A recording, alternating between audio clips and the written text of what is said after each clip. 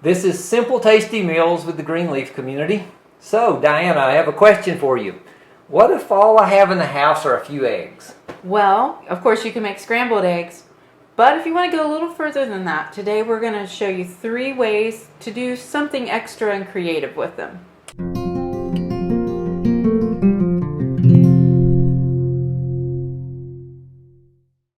So, if you have eggs, let's start with scrambled eggs and make a sandwich out of them. So you would need bread, maybe you want to put lettuce and tomato on it, mayonnaise or mustard, maybe some cheese, and of course some salt and pepper to put in your eggs and give it some taste. Here's my eggs. I've whisked them up, put a little salt and pepper in them, and I am ready to add them to my pan. Turn this down a little bit. So here we have them. Just going to kind of get them, I don't want to cook them too quickly.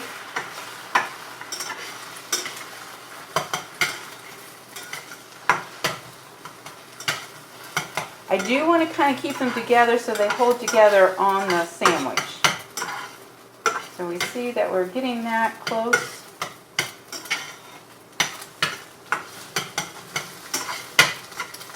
And when they're just about ready, I'm going to add cheese to this. And while it finishes cooking, I'm going to put the cheese on top and let it kind of melt a little bit. And turning down the heat. I'm going to toast my bread while this is kind of melting and getting all yummy. Okay, you can see that my egg is done and my cheese is melted on there. So I'm going to kind of take that off the heat a little bit. Here I have my bread. Now, for a sandwich, I'm not sure how you like yours. I'm a mayonnaise person. My husband is a mustard person, but we're going to just put mayonnaise on it right now. And I've got this. My bread's a little small, so my sandwich is a little big. And let's put some tomato on it and a little bit of lettuce here. Put that top on it, and now you could wrap that up in a piece of wax foil or aluminum foil, and you would have a breakfast on the go, or just a nice sandwich to eat while you read a book or do something like that. Here's something else you can do with your scrambled eggs. We're going to use salt and pepper again and tomato, but what we're going to add is some grated cheese, some salsa, and some taco seasoning, and then a burrito shell, and you're going to make a breakfast burrito. So we'll start with scrambling our egg and putting a little bit of seasoning in, and then I'll show you how it all comes together.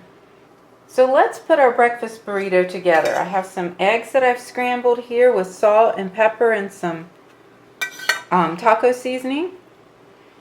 Then it's basically what you like. We like maybe some salsa here. Or maybe you prefer to put some tomato in. Definitely some cheese or some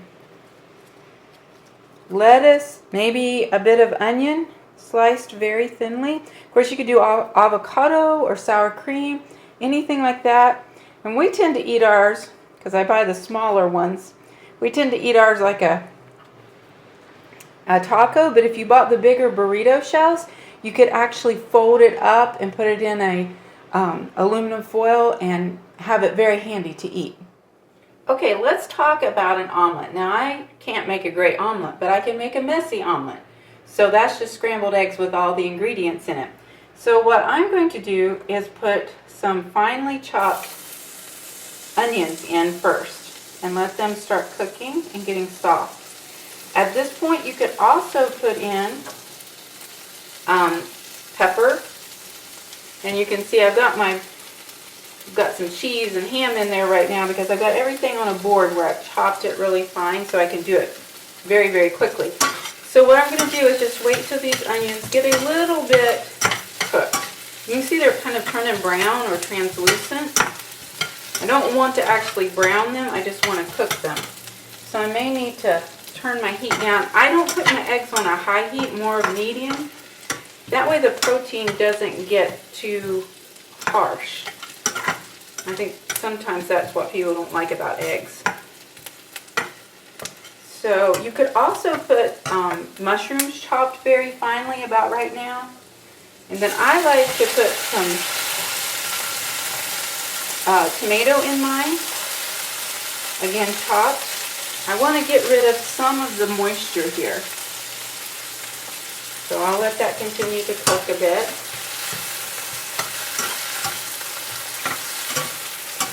You can see the water in there from the tomato.